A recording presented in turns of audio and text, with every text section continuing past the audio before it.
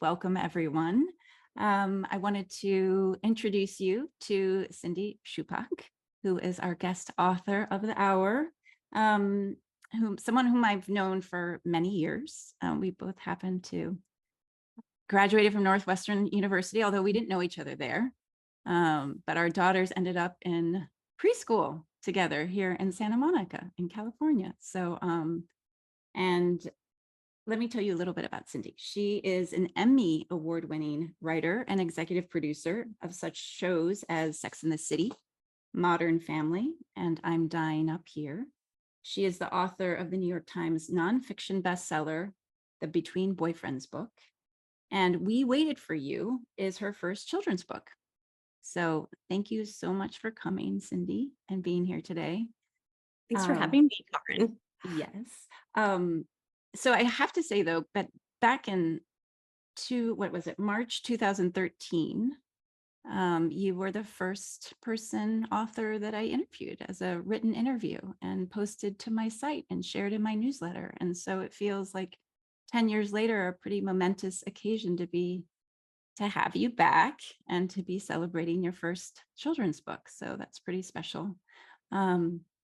And I also wanted to let you guys know that we have a couple special guests who will be joining as well as a conversation unfolds. Emily Hamilton, who is the illustrator of this children's book, is here with us. And also Jennie Dunham, who is a publishing agent and represents a lot of children's authors and illustrators. She'll be joining us as well to chime into the conversation. But anyway, my hope really is for us to get a peek into the creative process behind writing a children's book. And for those hopefully who are listening in and watching, to maybe, get an idea of how that works. Were they to have an idea, that they want to pursue and write and get out there in the world. So, but anyway, to start off, I guess the conversation, Cindy, can you maybe tell us a little bit about how this idea originally germinated and, where that came from? Yeah. Well, the original idea for me was just always to write a children's book. I have kind of a professional bucket list of things I wanted to accomplish rather than, I don't know why, but ever since I started writing, when I started in journalism and kind of made my way to humorous essays, that made my way to comedy writing for TV. Then I did a little from 4-camera to single camera, like going from Everybody Loves Raymond to Sex and the City, then drama writing, and I've just done like miniseries. So and then I kind of, I guess that sounds like a lot, but I've really enjoyed, and then I wrote a film that I directed. So I've really enjoyed, once I get comfortable somewhere, doing something else. And I also had this list I made in the 80s, I think, in this journal that was like 100 things I wanted to do before I died. And they weren't things I didn't want to do, like run a marathon or things but some of them were easy, like get a boogie board, or one was go to New Zealand and see a sea cave. And I forgot to see a sea cave when I was there. But one was win an Emmy. And the first time Everybody Loves Raymond won an Emmy, it's for Sex and the City. I was like still in my rented dress, basically, and jewels. And I like came home and checked it off my list. So write a children's book has been on there forever. And because when I was young, they really made an impression on me. I feel like you just learn so much and you still remember them, like Harold and the Purple Crayon and Are You My Mother? And there were some that I feel like I kind of learned a sense of humor from, and just always was so intrigued by them. And then when I became a mother and I adopted my daughter Olivia from birth, I got to see that all over again, like how impactful these books were and how much she was getting a sense of humor from them, and like the pigeon staying up late and the nut brown hair who's so competitive. So I felt, so on her birthday one time at her preschool, they had a thing where you could read a children's book to your child and the class on their birthday. And the one that I picked was The Day You Were Born, but it was all like, you were in my tummy. And I was reading it aloud and didn't realize it was so not what our experience was. But then I realized most books are that, or there's books that are just about adoption, like we went to the hospital right when you were born, or just about, gay couples. So I wanted something that was kind of a welcome to the world, no matter how a child came into the world.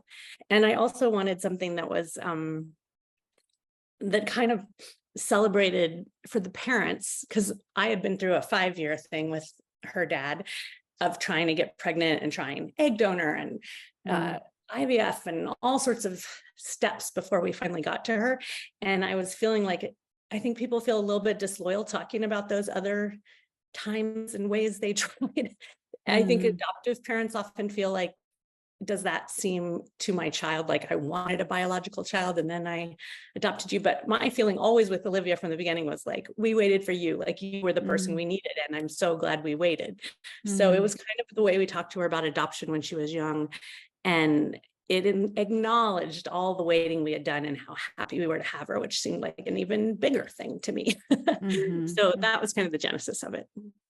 I mean, to me, it just speaks to the way you're talking about it, how I feel like I don't know, I can say the best stories, but the stories that I find I'm drawn to are the ones that come from a deeply personal place, and you was sort of interesting to hear you talk about how, as you were, when she was young and you're reading these books, that it's not, that story's not there. It's not showing up in your stack of books. And is Yeah. that a little bit the, sort of the impetus is like, I want to create something that's not currently available, Yeah.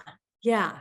I and it's interesting because some of the rejections that we got, and I should say, like, this went out from my lit agent who's published my other books to, I don't know how many children's book publishers, but there were, if it was 15, there were 14 rejections, and just one that happened to be Source Books, which was like one of the less effusive ones. It was like, I think I really like this. I'd like to talk to you about it. I have a few thoughts. The others that were, of course, I understand this, because when I see an actor for a part and I don't like him, I'm usually like, that was great, because I don't know what else to say. right. So is that kind of message? Yeah. Like, but a few of them, I was just reviewing them, and a few said, it seems to be speaking to the parent more than the child, and that there's a few books that do that, like Nancy Tillman's books, but that was part of the problem. But I feel kind of unapologetic that is partly what I was doing, because I feel like when I'm reading those to Olivia, I'm getting choked up, and I wanted to kind of speak to me as well as her, and like express what I wish I could express, so. and I feel like, and I think we'll probably dive in and actually just read the book, but I mean, and maybe I'll just sort of give a heads up to look for this moment, because it's the moment that I think is so powerful, sort of emotionally touching in the book, is that you are in a way speaking to the parents, and then you have that page where the child says, I've been waiting too. Is that the language? I've been waiting. I am waiting too. Or what is it? I'm waiting too. I'm waiting too. And it really, it moved me. And so I feel like it works, or at least from an emotional or narrative standpoint, that moment made an impression on me when there was a shift. Yeah. What were we going to say? Did book reading at Zibby's, and it was fun because it was 2 kids and their parents, but they told me at the bookstore that some woman had come in and just seen the book and started reading it, and then she started crying, and she said, I guess I'm buying this. So I feel really happy that it's like finding its way to people. And there was another woman I knew who's a TV writer, the person who created Dead to Me. I just knew that she had just had a baby, and she's gay, and so she and her wife, I just assumed there was a process there. And because obviously I felt like when we got into it, we're in the same boat where you're just trying to put all the pieces together you need for a child. And I sent it to her, and she said she didn't know what it was going to be or what to expect, and she was just reading it to her child. And that she was just so, like, her wife said, I don't think I've seen a book like this. So even though some of the publishers said there's 1 or 2 other books like this, I feel like there's not a lot for kids, and I appreciated that. For parents and kids. So do you want to read it for Okay. everybody? Yeah. Yeah. Let me pull it up here. It's a good thing about this. At my reading for the kids, like, some people came late and they were like, you want to read it again? And so I just yes, you read it twice. I know it's short enough, right? Yeah. Okay, so are we seeing it here for everybody?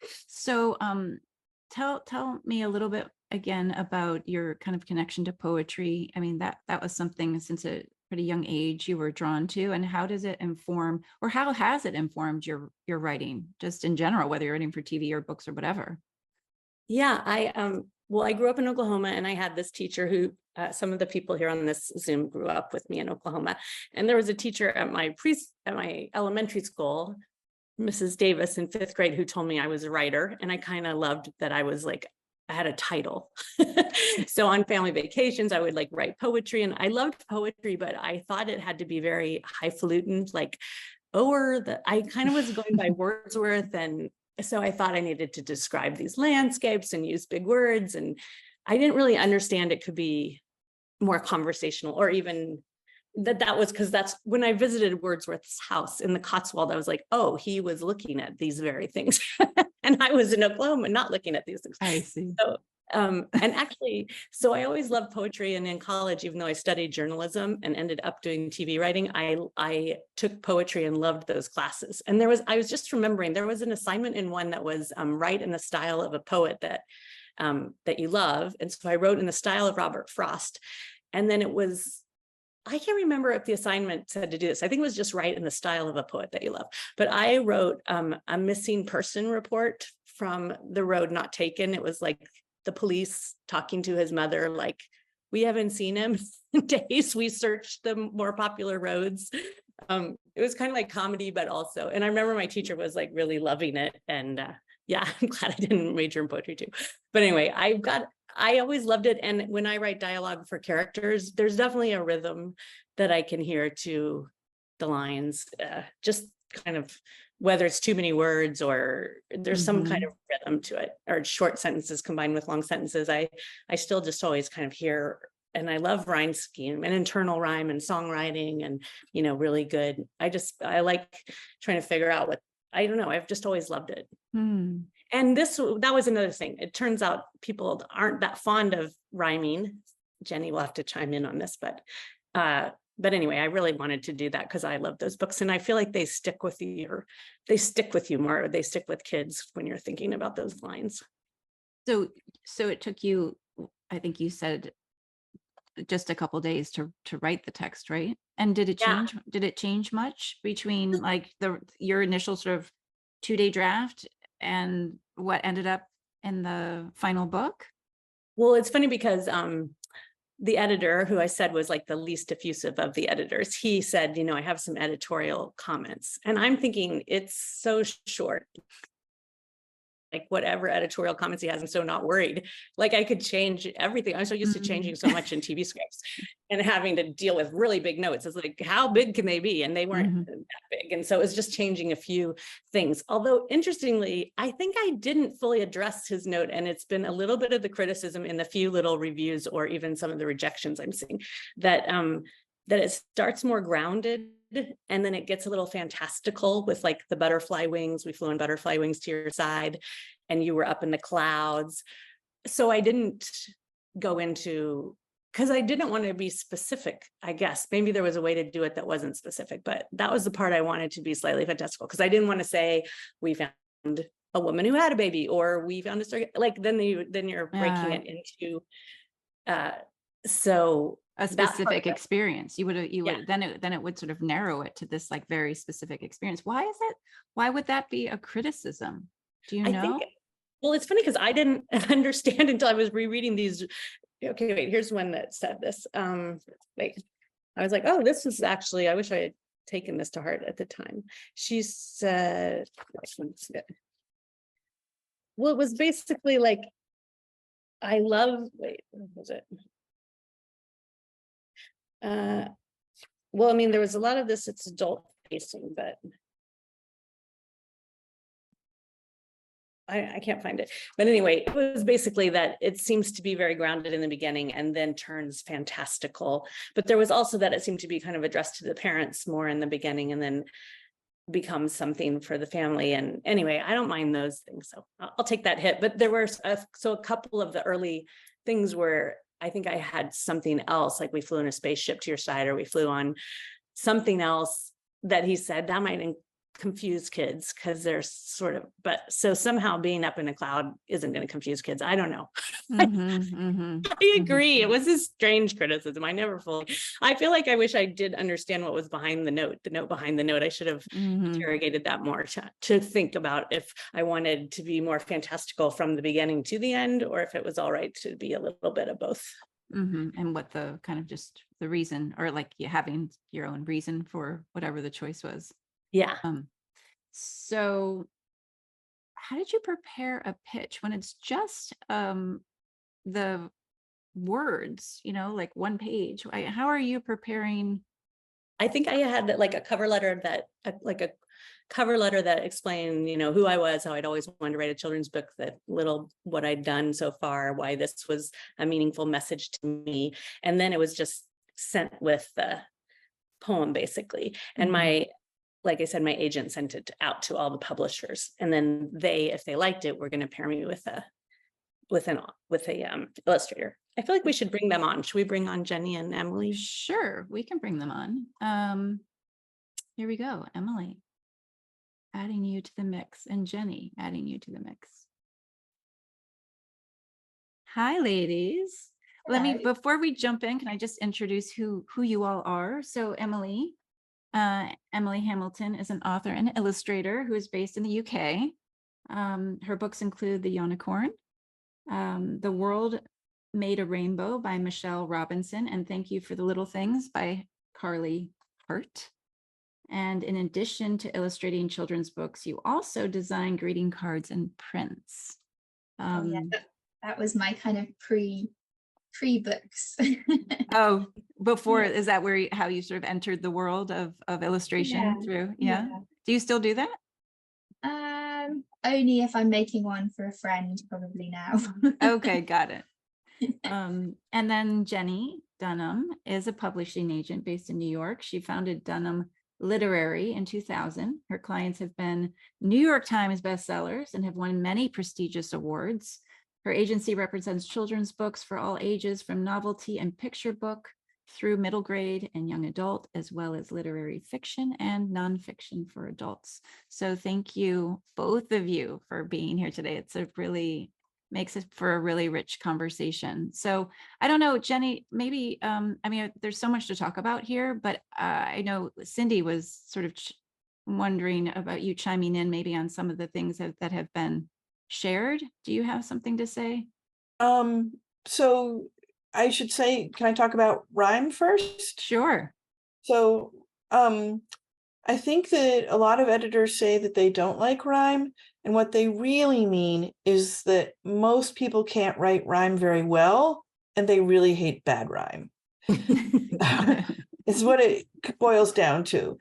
And I mean, I have sort of this theory that when people think of children's books, where they start is a picture book, and they come here and they start writing and they imagine the beautiful illustrations and they think that they direct the whole thing and that they have to find the illustrator. And so it's kind of this birthing ground for finding your voice. And most people, rhyme is not the right voice. They are very memorable texts. Children do respond to them. I feel that the sophisticated internal rhyme is really one of the things that's the best about the text here. I mean, and why it kind of works here for an editor, whereas, the very simplistic rhymes at the end of each line, is familiar, and rather than sort of fresh, it takes a lot to make it really fresh and interesting. And then I want to say, I haven't been on this, I haven't seen Emily's face or even talked to Emily except by stalking her on Instagram. Jennie, you're going to have to, or Emily, because you've done other children's books. So I didn't understand that would be the process, because I got sent some illustrators to choose from, and to get an illustrator's time frame, illustrators can be a year out, and the better they are, the longer you have to wait. And so sometimes you'd get one and then they would be busy with other things, so finally, when they sent me Emily's along with some other people, I looked at your Instagram and fell in love. I loved what they sent me, the samples, but I also loved like the warmth of your characters and just sort of the whimsy of it. So I think I wrote you on Instagram. Well, no, first they hired you and you were working on it. And then I think maybe after I saw some things, I wrote and just said, I'm so excited about this, but it felt like we were kept in two separate rooms. That's my point until just now. Yeah. Yeah, it's really, I find it really, because when I started doing books, I didn't realize that either. And I just assumed you would be working with the author and everyone would be involved, but it is kept very separate. So it's a kind of funny thing because you don't get to meet them, and you don't have conversations about, do you like this, or what do you think of this that I've drawn? I guess, Jennie, that's done purposefully, maybe to stop any kind of, well, I guess that art director's job, isn't it, is to be the go-between. But it's a funny concept, and lots of people, I think, would never realize that the author and the illustrator are not, they're not kind of part of the same team working together, are they? Apart from the odd kind of, I mean, Cindy, you probably had comments that would have gone to the editor, but that maybe I wouldn't know had come from you or had been fed back. There was the odd one, I think, about the characters and who you might like in a certain place, but it's all done through a third person, isn't it? I remember an early note was, Karin, do you have that early sketch?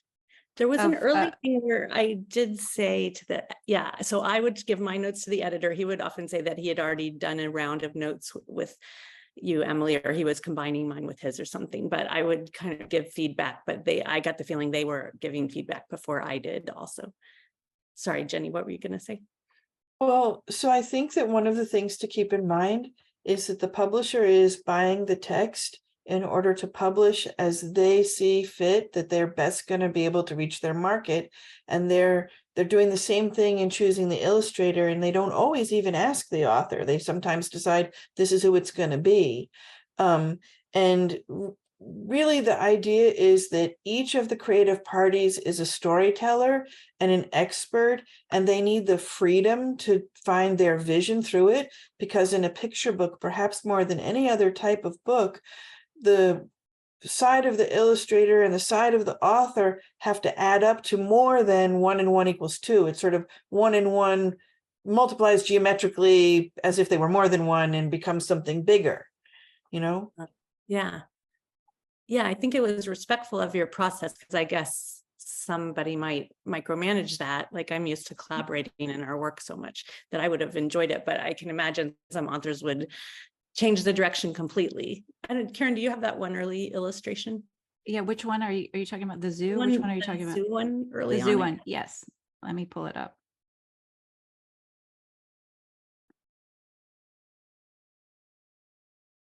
Or maybe all the thumbnails too. So Okay. this is an early draft of, so there wasn't really a couple that I saw. I guess you could imagine the couple is across the street looking at this and they're saying, Emily, tell me, is that what you were thinking? They're seeing like all these. So. It's funny because it was a long time ago when I drew them. So when you asked me to get this one, I was thinking, what did I draw? I can't remember what I'd drawn. So yeah, I think because the text was, I thought, what's the line on this one? But I imagined it as it was the couple looking at a street and seeing people walking by. Which might have been interesting. I see, if I would have talked to you, I would have said, oh, that's interesting. Like, maybe every illustration should be their point of view. And then you're not alienated by thinking like it's this couple, but not all these other people. But in the end, I like that we struck a balance between following this couple that was kind of, I felt like us. And then there were all these other kinds of families. And at the end, it says, so happy we waited for you. And you get the feeling each of these families had a similar journey, but yeah, like I didn't realize till just now that's what was going on. It's strange that you can't talk. Oh, wow. That's kind of amazing that you're just hearing that now. Now, Jennie, wouldn't that be, do you see that that's in service to the book, that they couldn't communicate that between each other? A great service. In what way? So, because it's too easy for an author to say, this is what I want, it's my book, this is what you should do. And that doesn't give the illustrator freedom. And I actually had this happen once when, with a book, a very famous singer had written a book, and one of my illustrators illustrated it, and the author really felt she could tell my illustrator what to do. And my client put the sketches in the drawer and just shut it and stopped working. She got very frustrated with it. And the author went to the editor and said, "What's going on?" And the editor said, "Well, she feels like you're telling her what to do. And, that's not appropriate." And the author said, "I've earned it at this point in my career." And the editor said, "The illustrator has earned this at this point in her career too." Wow. Mm-hmm. And only when the author backed off did my illustrator come out, and I supported her through that. It's, very few authors have the experience in creating books that a publishing company has, and in making them ready to be saleable, ready for the market. Mm-hmm. And that's one of the reasons why to use a traditional publisher is years of experience and knowledge to make the author and illustrator's best work. You need the book to sell well. That's the point of it. Mm-hmm. Mm-hmm. Yeah, and I guess it takes a long time working in a very collaborative medium for me to be able to say, "Oh, that's so interesting what you were thinking. Like, I would maybe want to embrace that and go with that." Mm-hmm. That's probably not as often what authors say to illustrators. Right, right. Somebody asked, how common is illustrator author collaborative teams? Do you know that, Jennie? Oh, well, I will say this. If the whole package can be put together, it's easier for a publishing house. So they actually prefer someone who both writes and illustrates a book. But the thing is, there's a risk in collaborating ahead of time, especially if you don't have a track record together, because if the publisher likes one or the other, they could say, "Well, we like the text, but we don't feel these illustrations fit with it. We would like a different style. So we want to pick someone." And then you have to decide, are you a team and you're there for each other and it's only both of us or none? Or do you separate out and allow that to happen? Mm-hmm. Yeah, that So could get if tricky. Emily and I did want to do another one, like for source books or something, because we've done one together, well, I guess that could still happen somewhere, But also remember that the licensing will be separate, because the publisher will need to talk to each one of your separate. Well, Emily, you do have an artist rep? Yeah. Yes. So to buy the text, they talk to Cindy's agent. To buy sign up the illustrations, they talk to Emily's rep. Got it. So Emily, both meaning both deals would have to go through. Is that what you're saying, Jennie? Like there's a little bit of a risk, like hopefully both would go through. So there's not one contract, there are two separate contracts for the separate parts of the creative process. Right. I was just wondering if there's a risk in that for them to do that, or likely like, oh, well, no, we just have to negotiate two contracts and that's fine. The big risk is that the publisher wouldn't want one or the other, okay. Or that in the negotiations, the terms could be unacceptable to either party and they'd want to walk. Right. Sorry, I interrupted. Cindy, go ahead. Well, Emily, I was just curious how you choose a text, or what drew you to this, or what your process is. What do you get sent and how does that work? Oh, so my agent would get in touch and say, "We've had this interest, they like your work, would you like to see the text?" So then, depending on my schedule, I'll say, "Yes, please," usually always. And then I'll read the text. And yeah, I've had ones before that I've said, "I don't think that's for me." And that's fine. So then they obviously have another illustrator in mind, hopefully as well. But when Cindy's came through, I just really loved it and I loved everything about it. So yeah, it was an easy yes, please. Was there anything? Was there anything personal? I mean, when you say you loved everything about it, did it tap into something personal for you, or what was it specifically? Well, I think I mean, I could tell straight away that it was obviously a really personal text from Cindy, and I could feel a lot of the emotions in it. And I've got two daughters, and my youngest, who's 8, has got something called Prader-Willi syndrome. So, it took a while to have her, and we didn't know when she was born that she had this rare genetic condition. So obviously she's not an adopted child, but we had a lot of struggles having her and after we had her, and it was a very different experience from my first daughter. So I think that side of it for me touched a kind of something about, this has been very difficult, but we still would choose you every time, so for me it felt quite personal as well, and I felt kind of an affinity with what Cindy was trying to put across in the text. Did you want to say something, Cindy? No, just I felt like that same kind of warmth from your Instagram. It was really interesting to see I think I did send like a few things that you'd drawn on your Instagram. I sent back to the editor and said, like, these are the things I really love. I don't know if it ever got passed on to you, but it was like, it was basically your style, but it was fun to see some more projects you were working on and your process and all. I just wanted to maybe share the illustrations that you were sent, Cindy. Can we share that quickly, just so we can sort of compare? I thought it was sort of interesting. Let's see. This was like the early kind of thumbnail, or right. And the illustrations, the yeah. So you were sent. Yeah. I guess this is Kate Pugsley. I love Kate's work. And then we have Melissa Nietzsche here. And then we have Emily's work here. Yeah, it just seemed really sweet and whimsical. And there is a warmth, really, Emily. And then, I mean, you can see that such the difference between this one here and Emily's, right? Yeah, and I think there's a sense of humor too that I responded to. There's like the mermaids at the little community pool, and like a little seal in the bathtub. There was a sense of humor that I like. It's so funny because I'm looking at the others and going, wow, they look so good, and then mine like, oh no.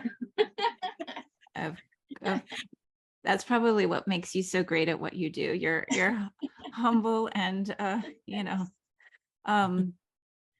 so how about for you, Emily? What was the process like? I mean, can you share any insights of sort of what you were working through as you get these notes, and what kind of notes were you getting? And I think so. Every publisher I've worked with, the process is the same, but also different. So I've worked with Bloomsbury on a few books now in the UK, and they are a lot more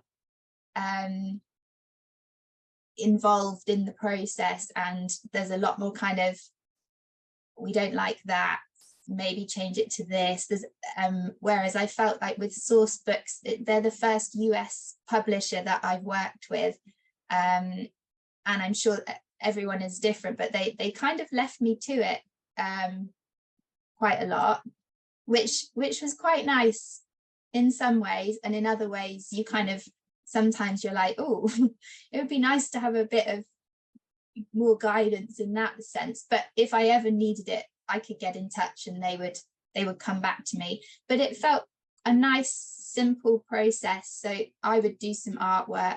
You start with the thumbnails of the book, so you very roughly sketch out, you have the text, and you very roughly sketch out what maybe, your first impressions of what could be on that page. There we go.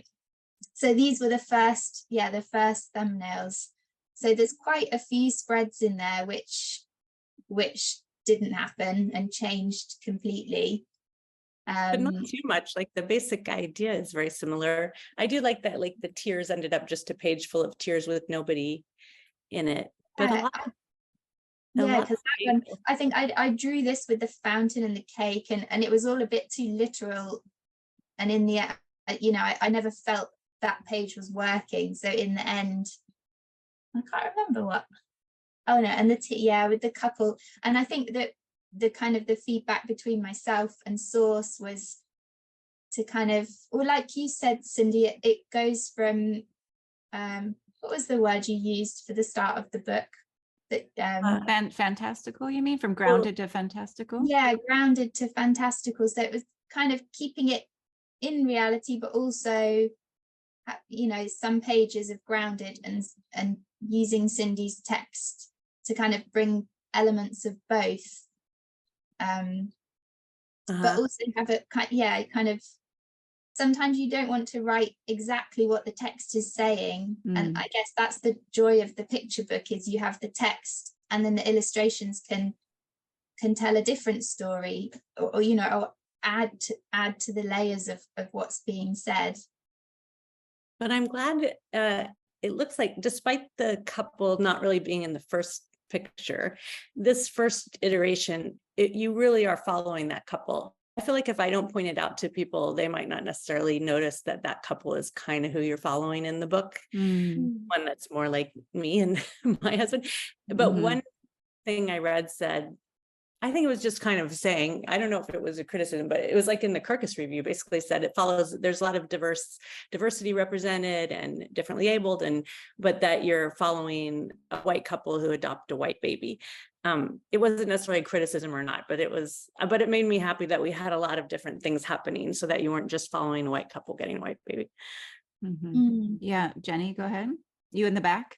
Yeah, I think maybe it's a good time to just point out that there's a very specific structure to picture books, and that is that they're 32 pages long, and because of the way the folios and signatures work, that they increase in 8-page iterations. So, and most editors, when they're looking for a picture book, are looking for them to be shorter than 600 words in the text. So there are some very specific issues related, you know, this to making one, some specifics. Whereas and if you don't know that, you're not going to hit the mark to be saleable. How many words is this, do you know? It's not nearly that many. No. I don't know. Jenny, do you get unsolicited submissions of people who've written their first picture book hoping you'll represent them? And I mean, thousands. So do you ever find one that way, or I mean, does somebody read all those?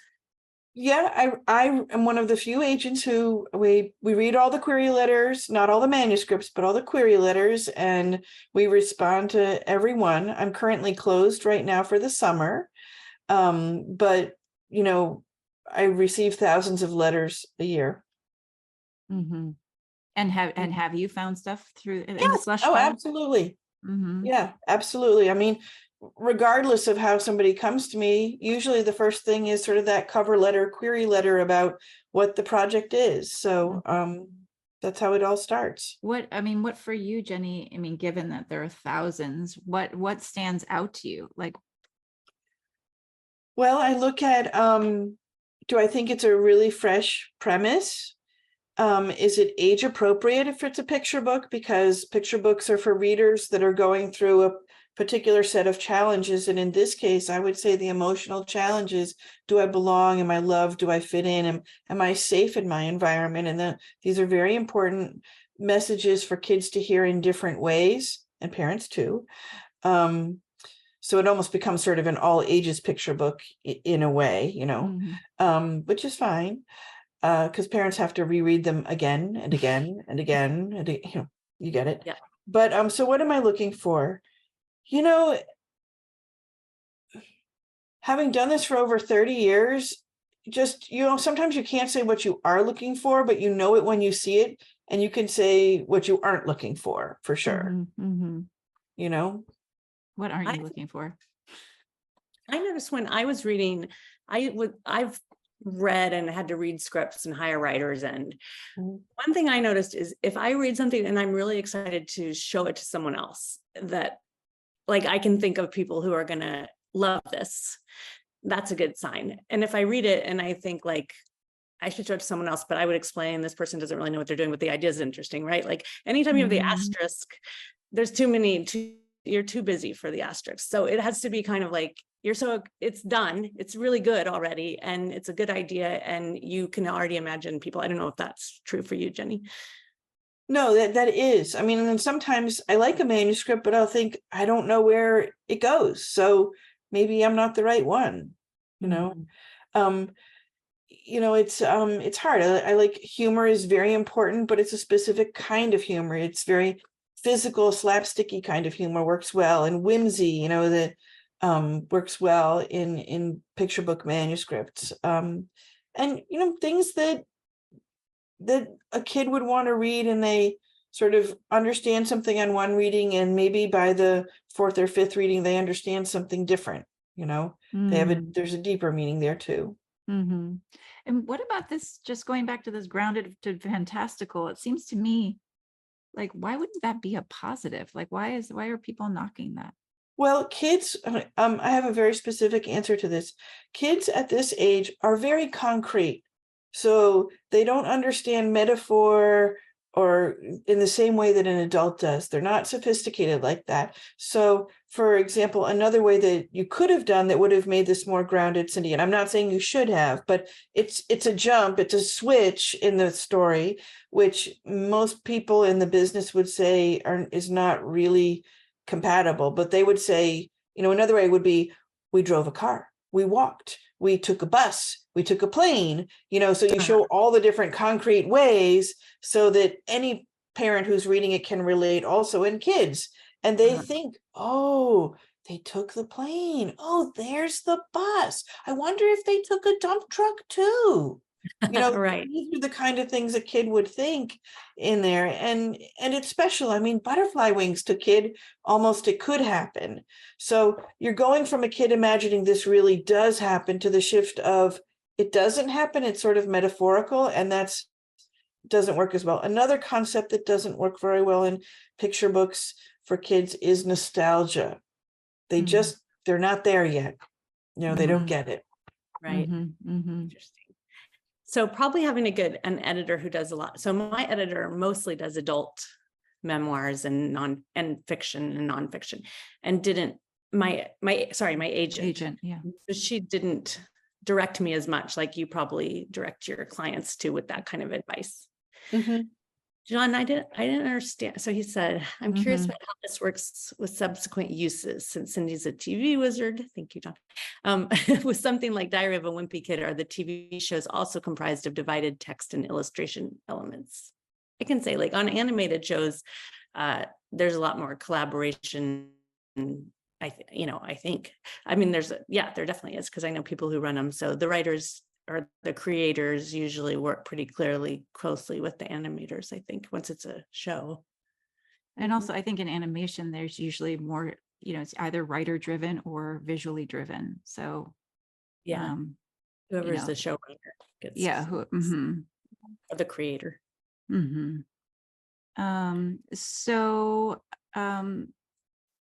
So Jennie, I'm just interested to know, like, can you give us like an overview, like a broader perspective of how you've seen, the children's literary landscape change over your time? Like, where is it now, and what are the trends? There's a bigger question, but just sort of like a little bit of a more meta view.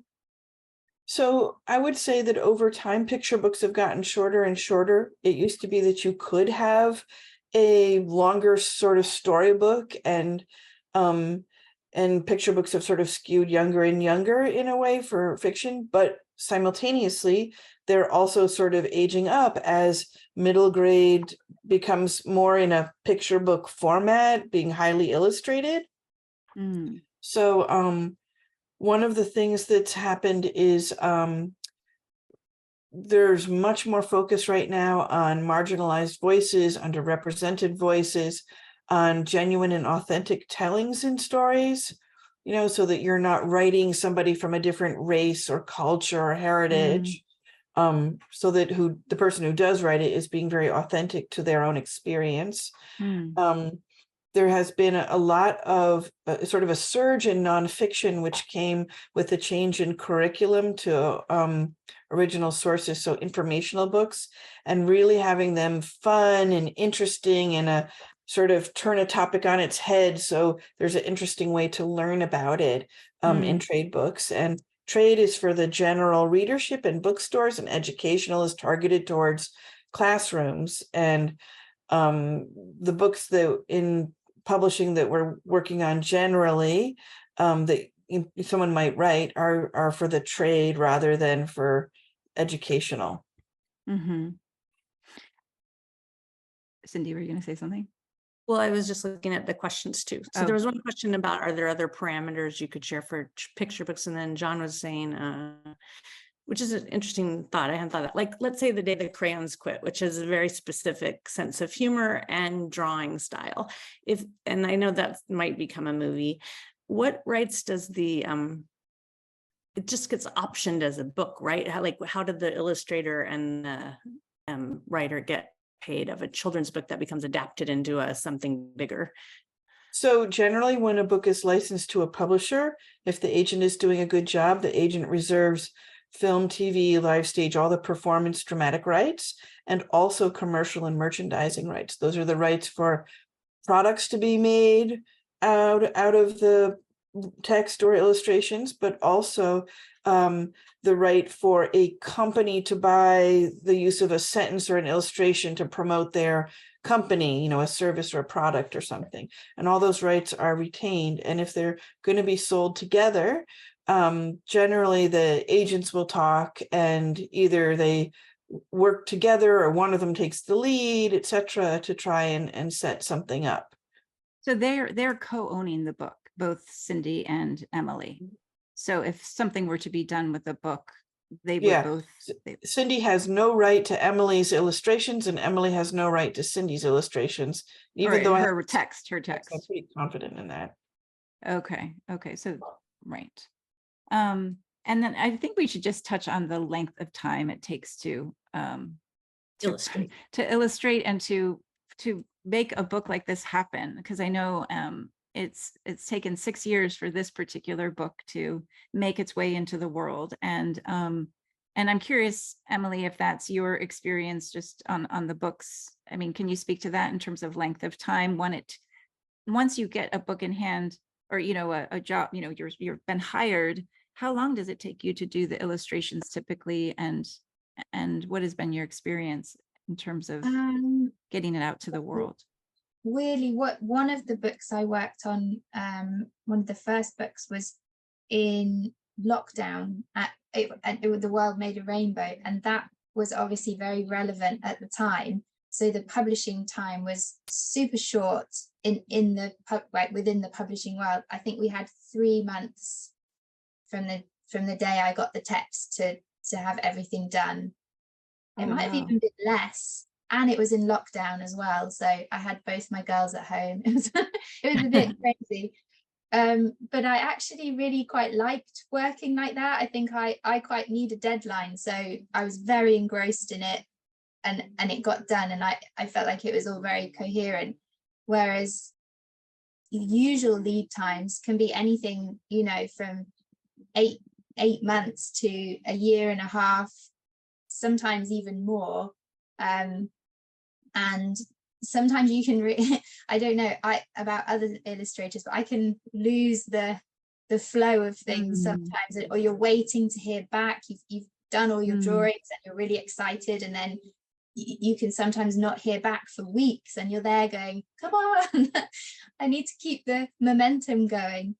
So it's definitely a long process. I think that's another thing, because you read a picture book in 5 minutes, don't you, or 10 minutes, but it takes at least a year, and then probably another year before it hits the shops. I think I lost like 2 years because waiting for other, like another illustrator who then dropped out, or they didn't have the illustrators, or another book came out from the publisher that was about something sort of like this at one point, or they might have had big books. So yeah, it was a lot that you don't control. But I think once we had Emily on board, it was probably a more typical schedule. But I don't know if it is typical to take that long to get your illustrator on board, and maybe it is. Jennie, can I'm not sure. I can't comment on that bit. Jennie, can you comment on that? Yeah, it depends. Sometimes, the team in-house at the publishing house is going to talk about who they think is maybe the right illustrator. The art director may say, hey, I was thinking of this one, and pull something out of a drawer, and or from a look at a website these days. But it can take a while, and then when they decide on somebody to approach, they may want to ask the author for feedback or not. But I've had it where it's out for a month and that illustrator hasn't responded, or 2 months or something, and they say no eventually. And one of the things that I always say to any of the illustrators I represent, I don't usually represent people who only illustrate, but I have some who write and illustrate, and they will take on an illustration only job. And if I get a manuscript in for one of them, I say, can you see it in your head? Can you imagine? Do you love it? Because it's a long time to work on a project if you don't love it. And Emily, you can speak to this too, I'm sure. And if you're not seeing it, like, that's a reason to turn somebody down. But that process can take a while. And then one of the things that we, like today, my call before I got on this one was talking to an editor who sent a manuscript. My client likes it, but she can't start work until for another 1.5 years. And the author who has sold the text already has it on her Instagram account that is being published in 2025. And so I said to the editor, now your author is already saying this, and my illustrator can't do that. So you just talk to her and find out if she wants to wait, because if she needs this to start now, we've got a huge graphic novel in front of it. Wow. And then a picture book before this other, this would be the third project in the queue. And, but your author has to be willing to wait. So the editor's like, okay, I'll go ask. So it can just take a while. And then, I've been very prompt, this process with me has been 1.5 weeks so far, but sometimes it's not that fast. And if you keep cycling through those, that adds on a lot of time. What process? Oh, the process that you just said, because this is just finding an illustrator, and then waiting, the waiting to start. And then, as I think I said in an email to you all, just shipping from a production plant can take 4 to 6 months. And you said most of them are done abroad, right? Okay. Because the printing is cheaper. Printing color illustrations in America is about double the cost. Wow, double. Yep. And Emily, are you working on multiple projects at the same time? Sometimes, although, so when I got Cindy's text through, I had a really nice clear year. So I thought, perfect. And then 2 more projects kind of came in, but they should have all kind of just slightly overlapped and all ran on. But then, because of the way the world works, some got delayed, and sometimes something took me longer, or I had to wait to hear back. So by the end, I think I was running 3 color artworks at the same time, which I will never do again. Wow. But it was just the way that things worked out, and that wasn't the plan.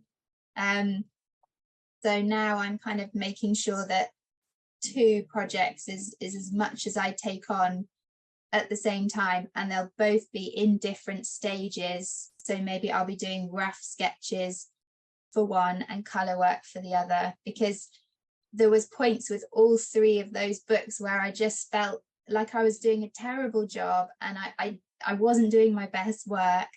And then you kind of, then you feel awful as an illustrator, because you don't want to put something out there that isn't your best work. But it kind of all worked out in the end, and kind of I put one project to the side, and they just had to wait for a bit. And yeah, but it can be quite stressful. You can go having hardly anything to everything all at the same time. Right. Are you working on computer? What are so you're hand sketching, and then do how does that work Yeah. behind the scenes in terms of illustrating?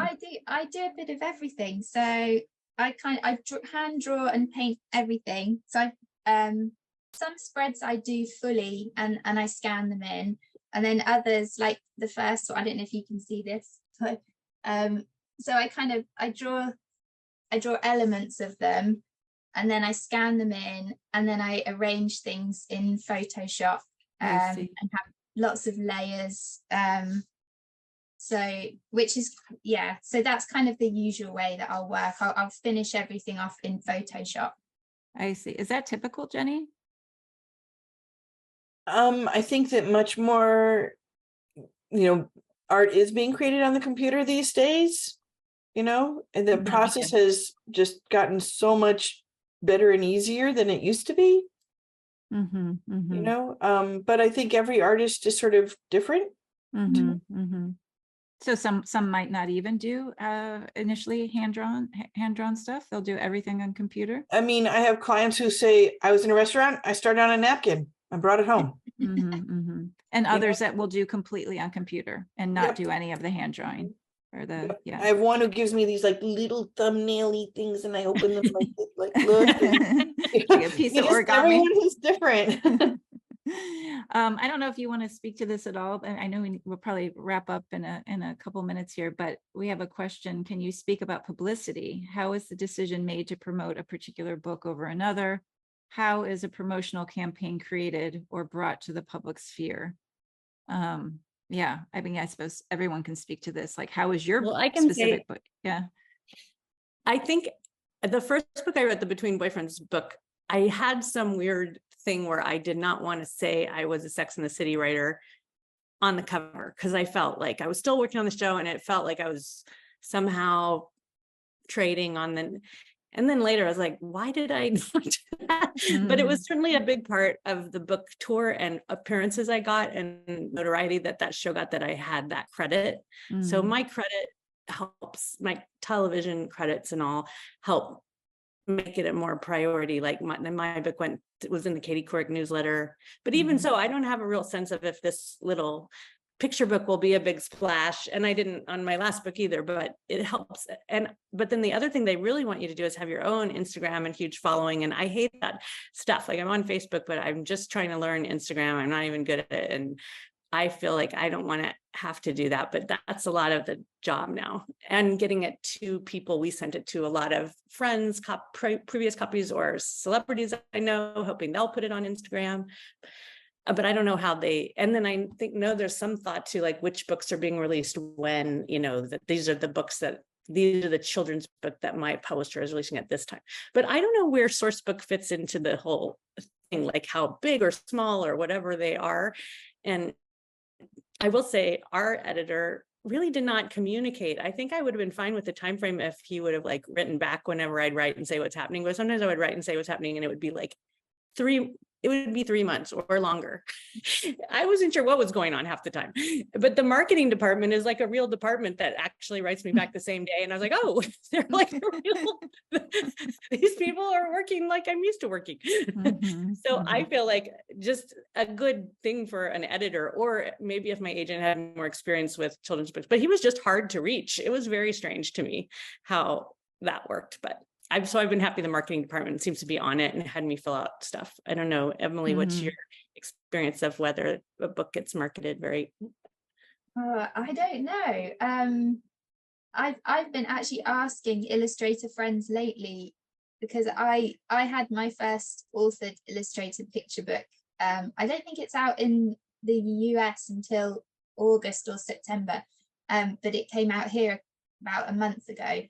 And I was thinking, oh, it's my first one. Maybe Bloomsbury will throw me a party, and I'll have a launch party. I think they had some cupcakes in their head office.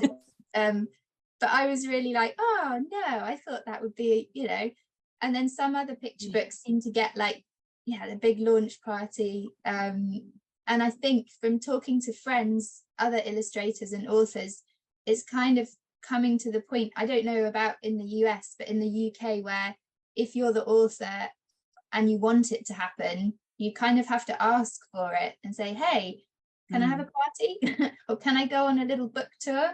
Because otherwise, unless you're a big name, it maybe it just, yeah, they don't, I don't know, they don't have the budget, or they don't push that. I'm not sure. So I'm working on that. I've seen it change a lot.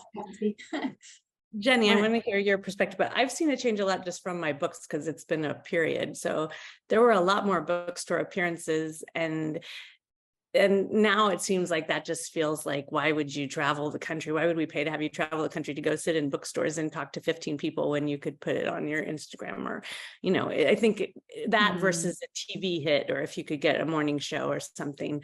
We're definitely seeing that social media is moving the needle. And, you know, there's nothing worse than being in a Barnes and Noble in Union Square, New York City, and no one shows up, you know, which during the pandemic, people really didn't. But the social media presence is really important. I mean, if you're going to throw a party, who's at that party, and what are you hoping that they'll do? Are you bringing together the people who are going to be able to amplify this and take it out? If they're not those people, then have your friends throw you a party, you know? So you have to think about what's the goal here with the resources that the publisher is going to give you, you know, and only about, you know, the publisher is more invested in selling books that they pay big advances for, because they want to earn that back. An advance is a prepaid royalty, a guaranteed royalty that the author and illustrator get to keep. But so each time the book sells, it goes towards paying the author's and illustrator's shares, go towards paying back that advance, and they don't get more money until after that's earned out. So publishers want to do that. And the question is, how do you do that? And reviews can drive some sales, and, you know, but these days, you know, an online blog tour may be as effective as, you know, a multi-city book tour. Right. And Yeah.